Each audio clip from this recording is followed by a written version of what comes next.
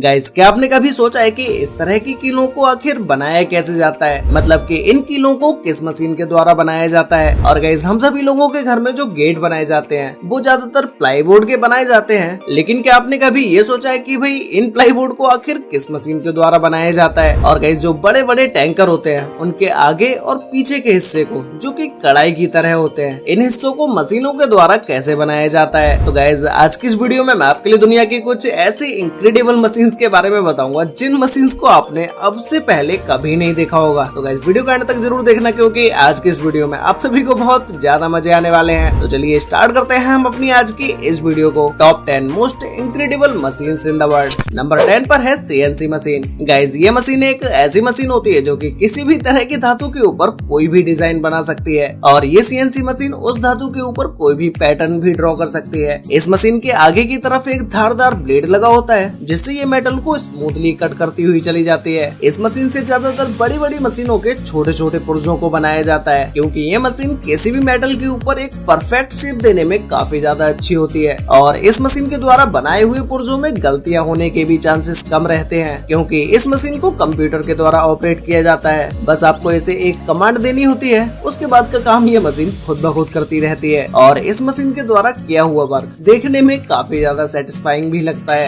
Number 9 पर है डिलमेट galvanized chain link fence machine. Guys, आपने सड़कों के किनारे या कहीं न कहीं पार्क में कुछ इस तरह की डिजाइन वाली जाली को तो जरूर देखा ही होगा, लेकिन क्या आपके माइंड में कभी ये क्वेश्चन आया कि भाई इस तरह की जाली को आखिर बनाया कैसे जाता होगा। तो गाइस, इस तरह की जाली को बनाने के लिए इस मशीन का यूज किया जाता है, जो कि एक फुली ऑटोमेटिक मशीन होती है। बस इसमें एक रॉ मटेरियल के तौर पर वायर की जरूरत होती है, बाकी का इस वायर को कट करना और बैंड करना दोनों काम ये मशीन खुद ब खुद करती रहती है। और इस मशीन के काम करने की स्पीड इतनी ज्यादा तेज होती है कि ये मशीन 1 घंटे में 180 मीटर स्क्वायर तक के जाल को बनाकर तैयार कर देती है। इस मशीन में सभी पार्ट्स का अपना अलग अलग काम होता है, जैसे यहाँ पर इन दोनों ब्लेड्स को दिया होता है जो कि इन दोनों वायर्स को कट करता है, और आगे की तरफ एक वायर बेंडर भी होता है जो कि इसमें वायर को बेंड करने का काम करता है। और फिर इसके बाद ये जाल बनकर पूरी तरह से कंप्लीट हो जाता है। नंबर 8 पर है स्प्रिंग मेकिंग मशीन। गाइस, आप सभी लोगों ने मार्केट में इन छोटे छोटे स्प्रिंग को तो जरूर देखा ही होगा, और इन स्प्रिंग का यूज साइकिल और बाइक दोनों में ही किया जाता है। लेकिन क्या आपने कभी ये सोचा है कि भाई आखिर इस स्प्रिंग को किस मशीन के द्वारा और कैसे बनाया जाता है। तो गाइस, एक स्प्रिंग को बनाने के लिए इस मशीन की जरूरत होती है, जिस मशीन में एक स्प्रिंग बनाने के लिए सभी पुर्जे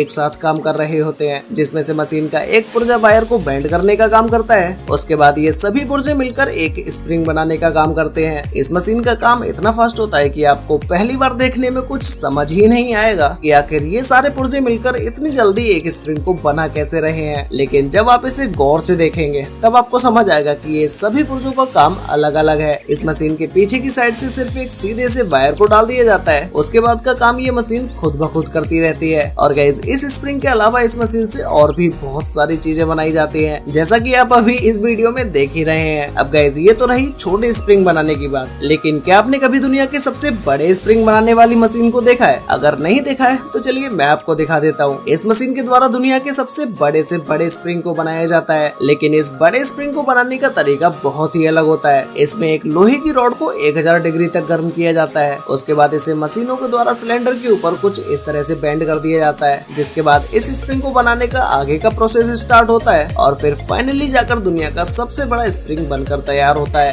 नंबर 7 पर है एलईडी स्ट्रिप कटिंग। गाइस, आपने चाइनीज इन एलईडीज को तो जरूर देखा ही होगा। आप में से बहुत सारे लोग ये सोचते होंगे कि इन सभी एलईडीज को अलग अलग करके बनाया जाता है, लेकिन इन्हें एक साथ ही एक बंडल के साथ बनाया जाता है, जिसके बाद इसे स्ट्रिप को कट करने के लिए एलईडी स्ट्रिप कटिंग मशीन का यूज किया जाता है, जिसके अंदर बारीकी से छोटे छोटे ब्लेड लगे होते हैं, जो कि इन स्ट्रिप को बिल्कुल ही सटीक तरीके से काटती हुई चली जाती है। नंबर 6 पर है steel nails making machine. Guys, इन सभी कीलों को देखने के बाद हम सभी लोगों के माइंड में हमेशा एक क्वेश्चन जरूर आता है कि आखिर इन कीलों को बनाया कैसे जाता होगा, या फिर किस मशीन के द्वारा बनाया जाता होगा। तो गाइस, इन कीलों को बनाने के लिए इस मशीन का यूज किया जाता है, जिसके साइड में 2 कटर लगे होते हैं और सामने की तरफ एक हैमर लगा होता है, जो कि ये हैमर एक कील के ऊपर हेड बनाने का काम करता है। इस मशीन का काम इतना फास्ट होता है कि ये मशीन 1 घंटे में 25,800 नील्स बनाकर तैयार कर देती है। इस मशीन के अंदर सिर्फ एक मोटे से वायर को डालना होता है, बाकी का इस मशीन का काम ये खुद ब खुद करती रहती है।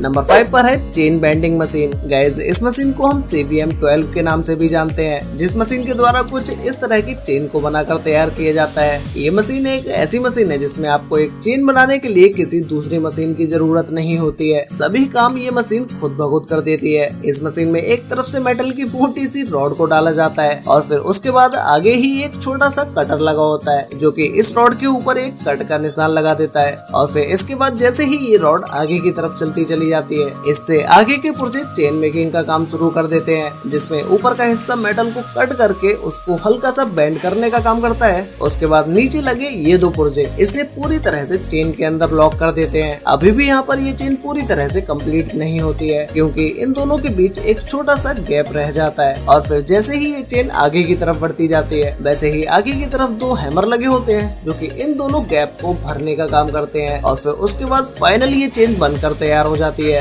नंबर 4 पर है प्लाईबोर्ड प्रोडक्शन। गाइस, इन प्लाईबोर्ड्स को हमारे घरों में हर जगह यूज किया जाता है, खिड़कियां बनाने में या फिर गेट बनाने में, इन सभी जगहों पर इन प्लाईबोर्ड्स का ही यूज किया जाता है। लेकिन क्या आपने कभी ये सोचा है कि भाई आखिर इन प्लाईबोर्ड्स को बनाया कैसे जाता है? तो इन प्लाईबोर्ड्स को बनाने के लिए एक बड़ी सी लकड़ी को इस मशीन के अंदर डाल दिया जाता है, जिसके बाद ये मशीन लकड़ी के ऊपर से पतली सी लेयर को छुटाने लगती है, जिसके बाद लकड़ी की इस लेयर का यूज प्लाईबोर्ड्स बनाने में किया जाता है। नंबर 3 पर है fastest hydraulic steel forging machine. Guys, इन मशीनों के द्वारा दुनिया की बड़ी से बड़ी चीजों को बनाया जाता है, जैसे ट्रेन के पहियों को बनाना या किसी बड़ी सी मशीन के गियर को बनाना। इन सभी चीजों को बनाने के लिए सबसे पहले तपते हुए लोहे को हाइड्रोलिक प्रेस के नीचे रखा जाता है, जिसके बाद इसके ऊपर से हैमर से लगातार बार किया जाता है जब तक कि ये मेटल परफेक्ट शेप में ना आ जाए और फिर इसके शेप में आने के बाद आगे की प्रोसेस को शुरू कर दिया जाता है और फिर ये कंप्लीट होते ही इन्हें पानी के अंदर डाल दिया जाता है, जिससे कि ये और भी ज्यादा हार्ड और स्ट्रॉन्ग बन सके।